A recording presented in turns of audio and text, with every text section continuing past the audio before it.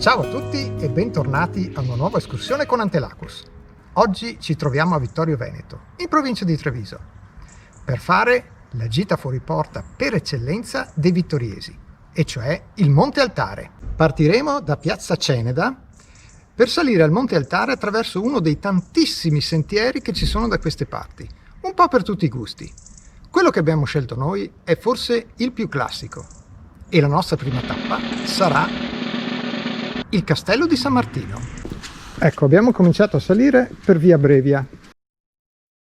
Fra un po' gireremo a destra e in pochi minuti saliremo al Castello di San Martino.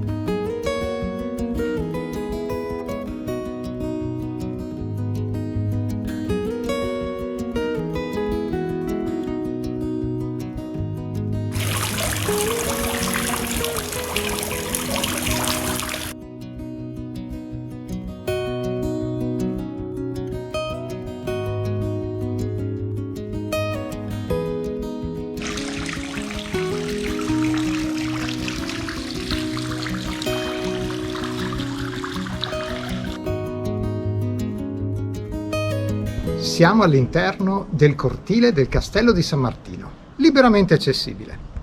Praticamente il nostro sentiero inizia qui ed è tabellato 1041. Parte a sinistra del castello e sale per un po', dopo lo abbandoneremo, ma intanto seguiamo quello. Ecco, in questo punto inizia la parte sentieristica del 1041 che ci accompagnerà per un po'.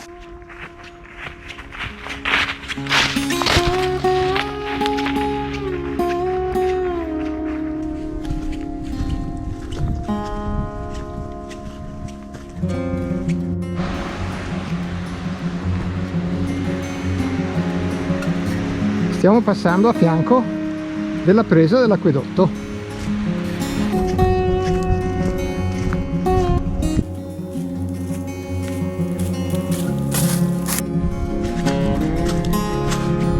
Ogni tanto si trova un bivio, noi continuiamo a seguire i segni bianco-rossi del 1041. Siamo in leggera discesa.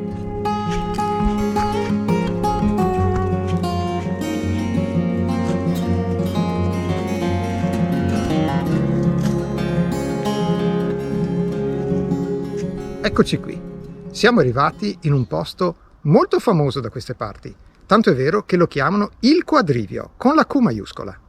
Infatti qui convergono 4 sentieri. Uno è quello da cui siamo arrivati, che è da quella parte là. Altri 2 scendono verso destra, uno va nella località Salsa e l'altro è un'area attrezzata. Noi invece giriamo a sinistra e continuiamo a seguire il 1041.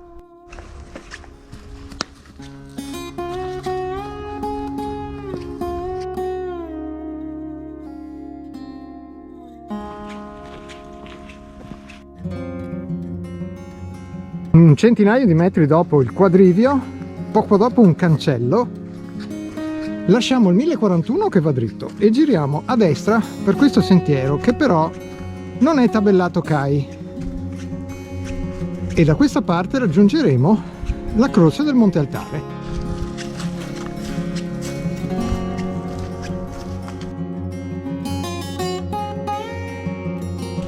Ecco, siamo arrivati ha una caratteristica selletta.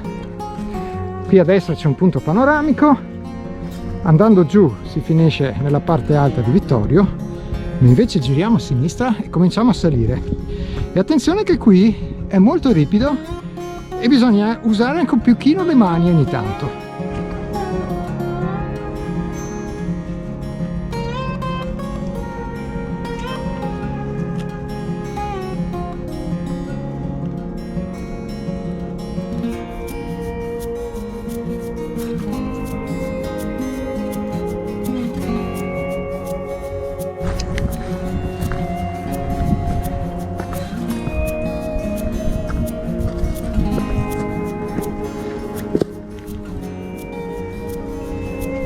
Ecco, qui stiamo salendo aiutandoci con le mani.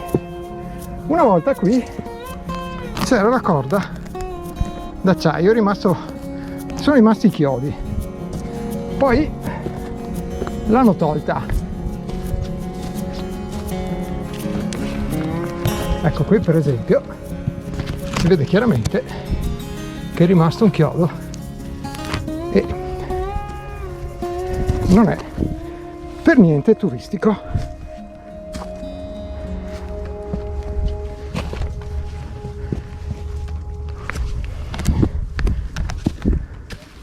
Ecco un altro chiodo, qui un altro.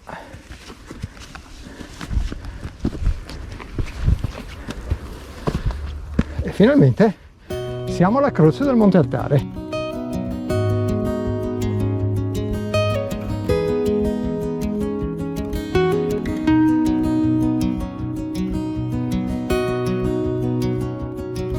Eccoci arrivati dietro le mie spalle alla croce del Monte Altare. Questa però non è la cima del Monte Altare, è una specie di anticima.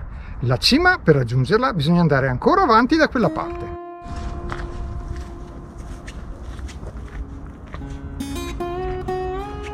Ecco, fatti pochi metri dalla croce del Monte Altare, qui si arriva a un bivio non evidentissimo. Bisogna salire verso sinistra e tralasciare questo tratto qui a destra che porterebbe comunque al Monte Altare, ma con un giro molto più ampio. Noi invece abbiamo come scopo fare tutta la cresta e salire per il sentiero più ripido. Come riferimento si può anche prendere quella specie di monolite di roccioso che si vede sulla sinistra, e qui compare la corda che serve più che altro da corrimano. E questo è un segnavia bianco, rosso e verde, perché per di qua, in senso contrario a questo, passa il Sentiero Italia, costruito pensato nel 1995.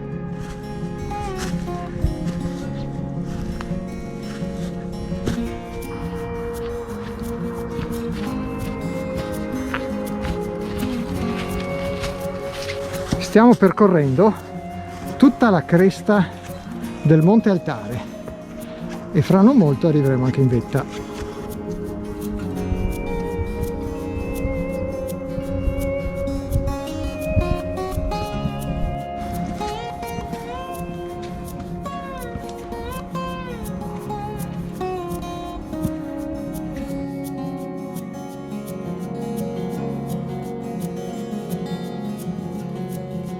Eccoci finalmente arrivati alla cima del Monte Altare, che prende il nome di Colle Maledicto, un nome che è tutto un programma. Infatti si dice che qui, da cui il nome Monte Altare, ci fossero dei riti pagani in antichità. Per arrivare qui abbiamo fatto tutte le creste del Monte Altare, che, come avete potuto notare, non sono proprio di caratteristica turistica, in pratica non sono per tutti. Adesso però è ora di rimetterci in cammino per affrontare la prima parte della discesa, piuttosto ripida.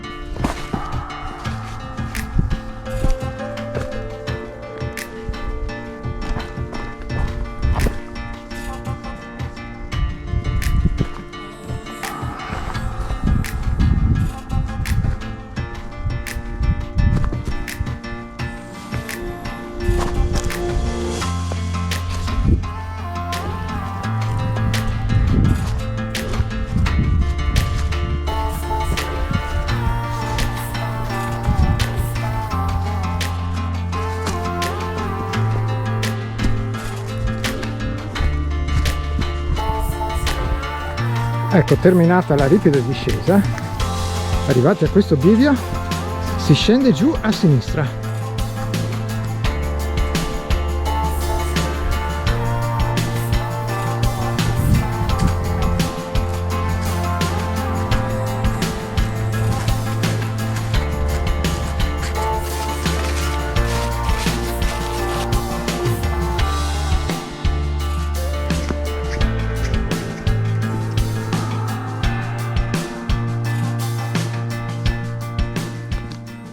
Ecco, siamo scesi per via Monte Altare e all'altezza di questo tornante la lasciamo per imboccare a sinistra il sentiero 1042A.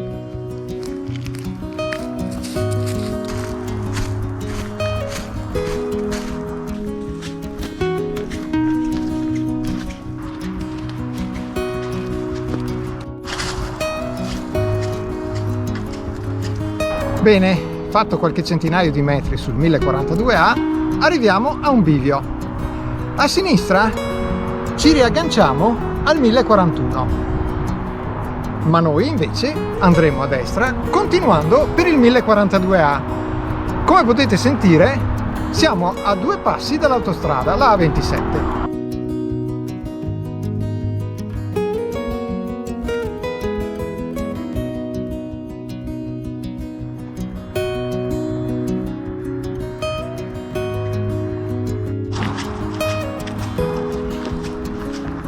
Ecco, stiamo per tornare al punto di partenza e chiudere l'anello, ma una piccola deviazione di poche decine di metri la facciamo. Andiamo cioè a destra da quella parte per vedere la chiesa di San Rocco.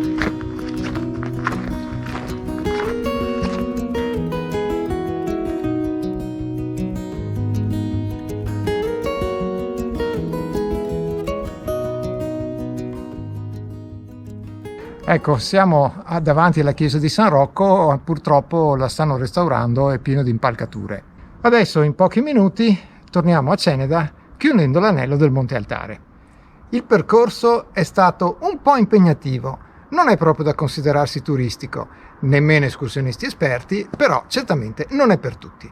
Bene, noi ci salutiamo qui. Se vi è piaciuto, iscrivetevi al canale. E ricordatevi di attivare le notifiche se volete sapere quando esce il nostro prossimo video. Se invece volete vedere le foto con la descrizione dettagliata di tutta l'escursione, abbiamo anche un blog e le parole chiave sono sempre le stesse: Antelacus Outdoors.